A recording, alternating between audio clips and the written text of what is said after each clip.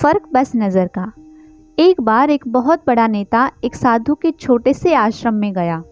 उसने साधु के बारे में बहुत सुना था, तो उसके मन में आया कि मैं एक बार जाकर के देखता हूँ कि लोग उसकी इतनी तारीफ क्यों करते हैं। जब वह उस आश्रम में गया तो वहाँ पर एक छोटा सा कमरा था जहाँ पर एक कालीन बिछा हुआ था। वहाँ पर कुछ लोग नीचे बैठे हुए थे और साधु जी सामने बैठे हुए थे। कुछ सवाल जवाब चल रहा था। वह नेता उस आश्रम में आया और उस नेता के साथ में 4 बॉडीगार्ड भी थे और उसकी यह आदत थी कि जहाँ पर भी वह जाता था लोग अपनी जगह से खड़े हो जाते थे और उसकी तरफ देखते थे, हाथ जोड़ते थे और सिर झुकाते थे। लेकिन यहाँ पर ऐसा कुछ भी नहीं हुआ।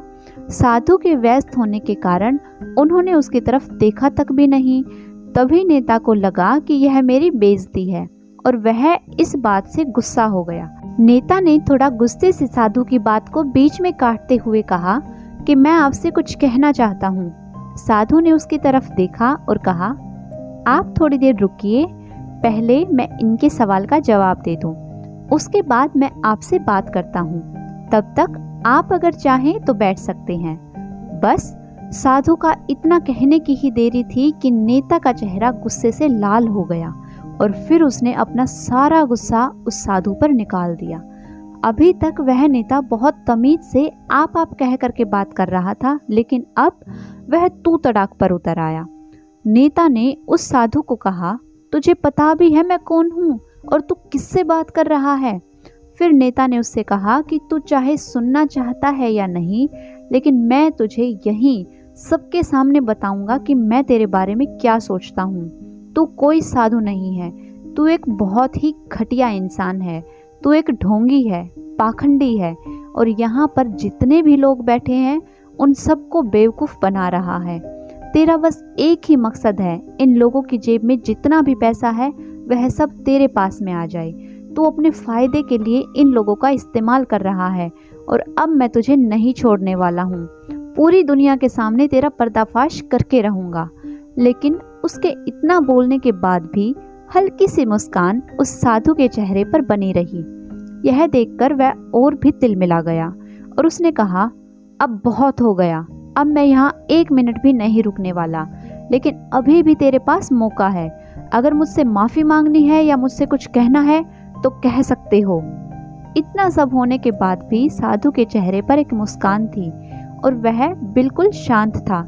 और फिर उन्होंने अपनी आंखें बंद करी और फिर साधु ने अपनी आंखें खोली, हाथ जोड़े और कहा कि मुझे आपसे कोई गिला शिकवा नहीं है, आपके लिए मेरे मन में कोई भी गलत ख्याल नहीं है।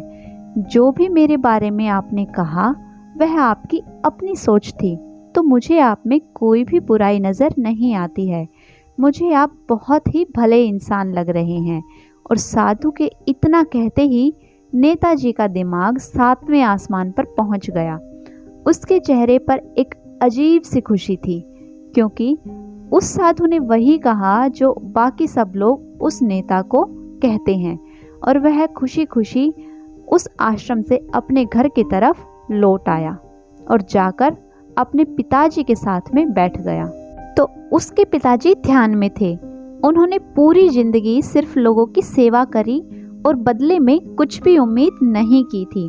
तो थोड़ी देर बाद जब उन्होंने अपनी आंखें खोली और अपने बेटे को अपने साथ बैठे हुए देखा, तो उनके बेटे के चेहरे पर आज एक अजीब सी खुशी थी जो आज से पहले उन्होंने कभी नहीं देखी थी।